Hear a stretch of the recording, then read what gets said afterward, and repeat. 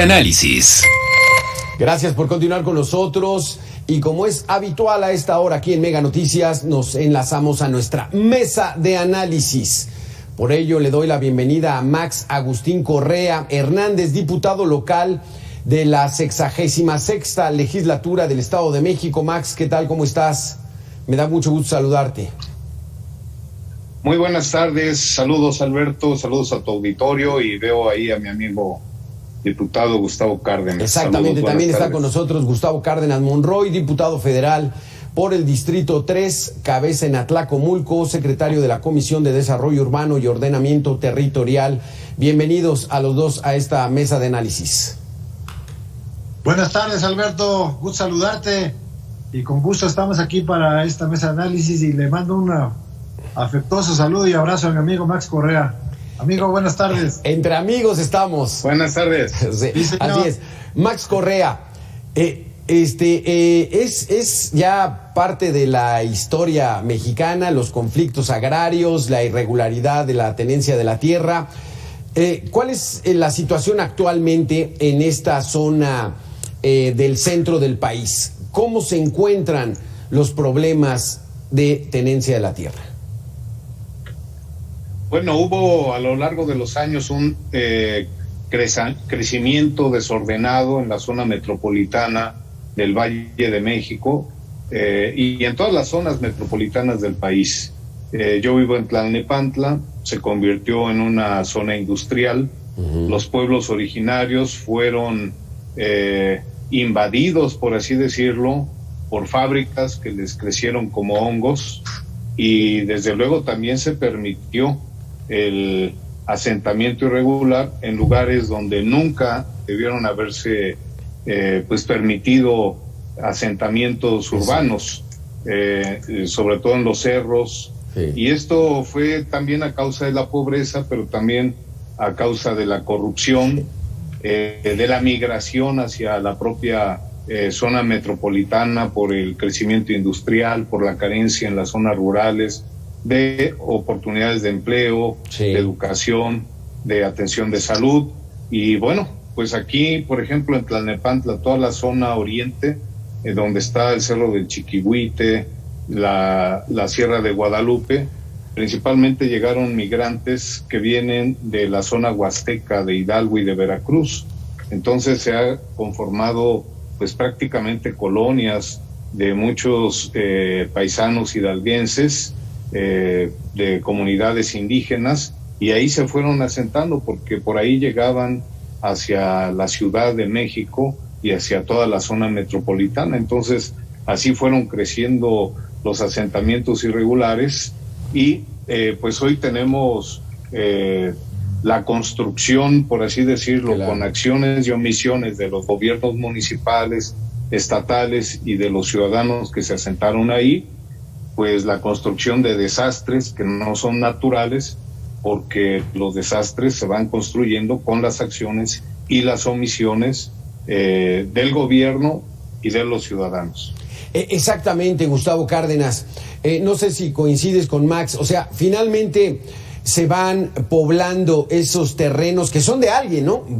A alguien tienen que pertenecerle, o al Estado o a un particular. Pero, pues digamos que empieza a ver uno las construcciones y de modo que no detecte uno que va a haber ahí una situación que en el futuro va a causar problemas, Gustavo.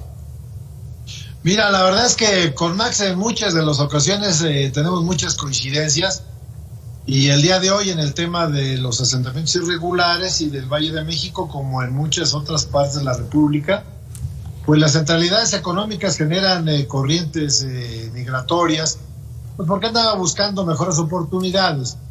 El tema del Valle de México tiene un asunto muy particular, que es la atracción hacia las fuentes de empleo y de mejores oportunidades que genera tanto la Ciudad de México capital de la República, como también lo que generan los municipios conurbados. Yo diría que la zona metropolitana del Valle de México es la ciudad de ciudades, sí, que tiene muchas consecuencias y muchas razones el que estas corrientes migratorias hayan llegado. Uno de ellos que detonó demasiado fue el sismo del 85, cuando precisamente la capital tuvo problemas muy serios y mucha gente se tuvo que ir a vivir al Estado de México, y que esto generó el que geométricamente haya crecido también la población. Siguen llegando corrientes migratorias al Estado de México.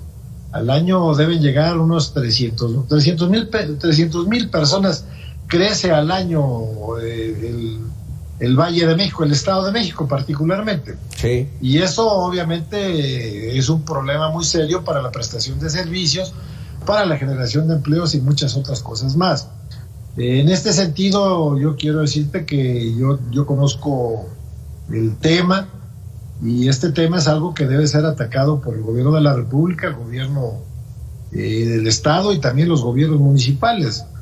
Como tú sabes, hay convenios de coordinación metropolitana, en razón de que estamos hablando de 2 entidades federativas y de más de prácticamente 60 municipios de la zona metropolitana del Valle de México, en el que los problemas de asentamientos urbanos, de servicios públicos, de transporte, de medio ambiente, de agua, de drenaje, de seguridad pública son temas permanentes. Sí. Y que muchas de las ocasiones la misma coordinación de los 3 órdenes de gobierno pues es insuficiente para poder atender estas cosas. Pues este es un asunto histórico, pero que no puede renunciar ningún gobierno a seguirlo tratando de resolver. Pero como dices, Max, este problema tuvo un inicio, tuvo un origen y tuvo un responsable. ¿Quiénes fueron esos responsables de permitir todo este desorden territorial? Bueno, pues por supuesto que en ese sentido, sin lugar a dudas fueron los gobiernos municipales que no tuvieron una planeación de su crecimiento ordenada, fueron permisibles pues para captar, en este caso, votos.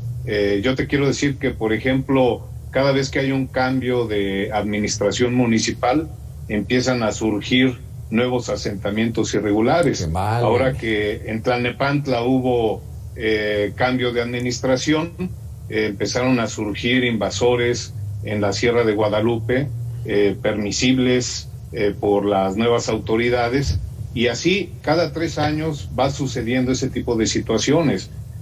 Si hay autoridad que ponga orden en el tema, pues desde luego que eso no se permite, no se tolera. Sí. Yo creo que tiene razón mi amigo Gustavo Cárdenas cuando habla de que se necesita tener un enfoque metropolitano.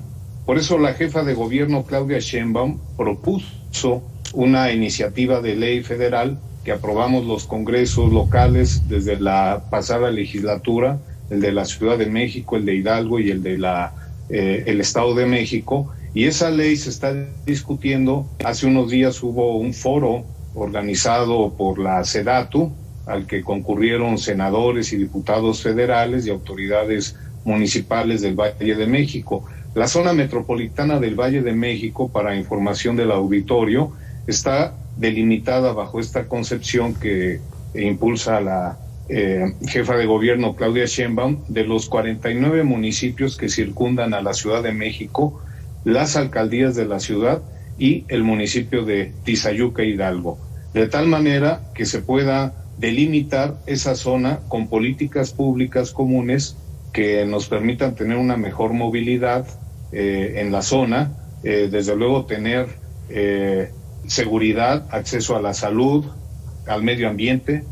Ya las contingencias que hemos sufrido en estos días, ¿verdad?, pues nos hablan de que es una zona metropolitana la que genera toda esta polución en el ambiente, y que tiene que dictar este tipo de medidas. El propio sistema aeroportuario metropolitano que propuso el presidente López Obrador, con el aeropuerto de Toluca, el aeropuerto Felipe Ángeles, los dos localizados en el Estado de México, más el aeropuerto Benito Juárez, nos habla de un sistema que obliga a la movilidad con las pistas urbanas que se están construyendo, algunas ya en construcción, los trenes interurbanos como el de México-Toluca. Toda esta situación, incluso la gestión del agua, que es fundamental, se trasvasa de una cuenca en el valle de Toluca, en el sur del estado, el sistema Cutzamala, todo el agua hacia el Valle de México, sí, y luego otra vez se trasvasa a otra cuenca con el túnel emisor oriente y a través del río Tula.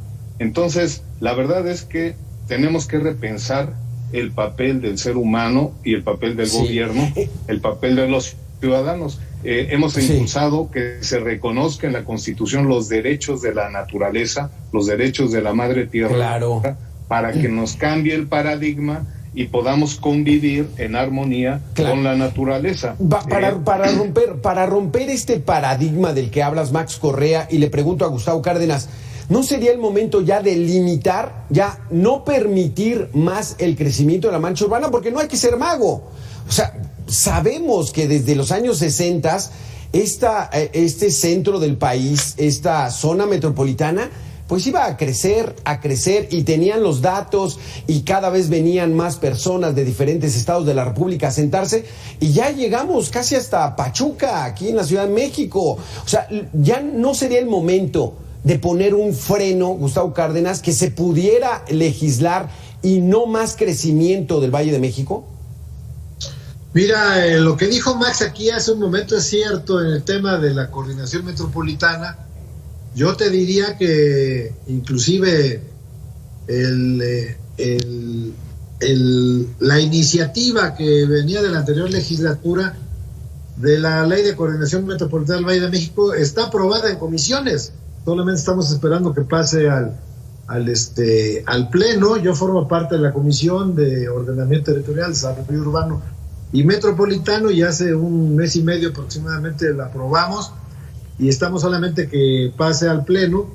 Esta es una iniciativa que tiene un ordenamiento constitucional, porque fue mandato constitucional cuando se hizo la reforma del Distrito Federal a Ciudad de México, y que el tema metropolitano juega un papel muy importante, y que está consensada con el gobernador del Mazo del Estado de México, con Claudia Sheinbaum, jefa de gobierno, y también con el gobernador de Hidalgo, Omar Fayad, que los tres han coincidido en el mismo interés para poder tener un ordenamiento jurídico que le dé posibilidad a que la coordinación sea extraordinariamente efectiva, y que esto permita que todos los planes que tienen que ver con el ordenamiento territorial y el desarrollo urbano, pues pueda atender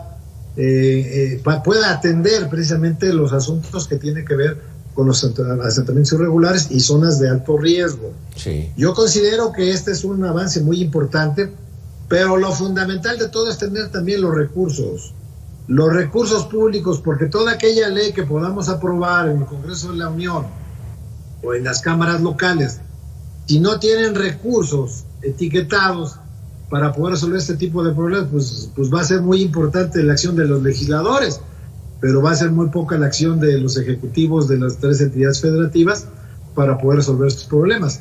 Al tiempo podemos revisar, históricamente ha habido inversiones importantes en el Valle de México. Max ya se refirió a algunas, pero hay muchas otras que tienen que ver con la movilidad, inclusive en el mismo transporte público, lo que tiene que ver con las vialidades, que tiene que ver con las autopistas urbanas, lo que tiene que ver con las grandes obras de infraestructura hidráulica. Él se refirió a lo que tiene que ver con el Cutzamala, pero también está el Alto Lerma, está la zona de Jico, y está también la parte de Atizapán, Zaragoza, que todas son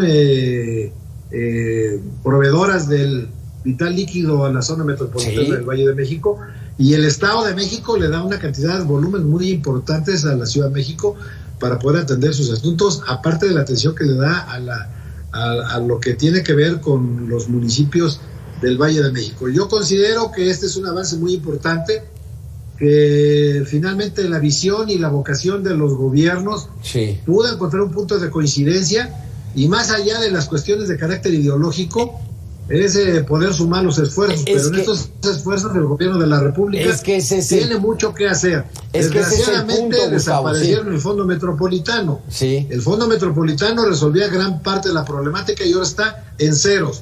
Por eso yo decía que si una ley es aprobada, es publicada y está vigente, requiere necesariamente de los recursos públicos para resolver los problemas metropolitanos. Entonces, el Fondo Metropolitano no tiene recursos, Max, y es que aquí la democracia, sí, Gustavo, la democracia se nos vuelve una contradicción, porque si gana Morena en el Estado de México, a lo mejor viene una nueva reordenamiento, y entonces si ganan también en Hidalgo, y entonces esto se vuelve un caos donde ya tenemos que poner un freno a este crecimiento descomunal del Valle de México, Max, y ¿con qué recursos? Sí. Bueno, recursos hay. Tan es así que en tiempo récord se construyó un aeropuerto, el Felipe Ángeles, y se sigue terminando el tren México-Toluca. Pero un aeropuerto que nadie quiere usar, Max. O sea, también fue una inversión que quién sabe si sea la efectiva. Es un sistema metropolitano,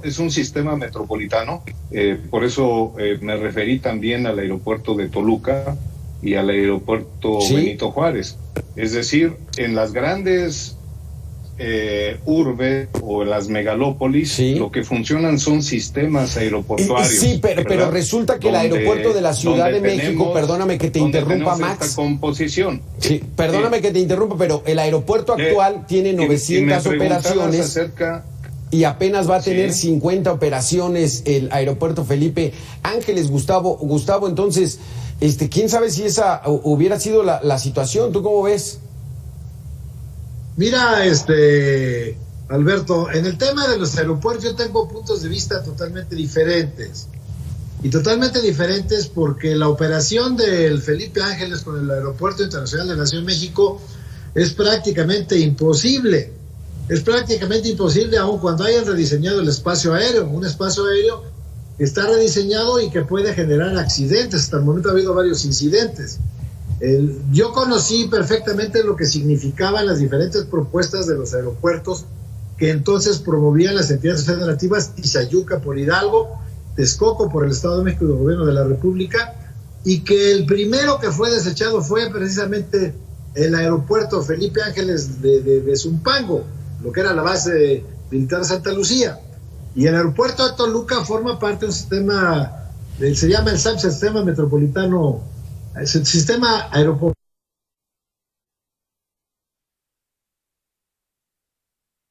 Metropolitano, que no solamente es Toluca, que también está incluido Puebla, y que está incluido inclusive Cuernavaca y el mismo aeropuerto de Querétaro, pero estos no han podido ofrecer lo que realmente necesita el país. Y claro, ya nada más quisiera ver, Gustavo, la opinión de Max.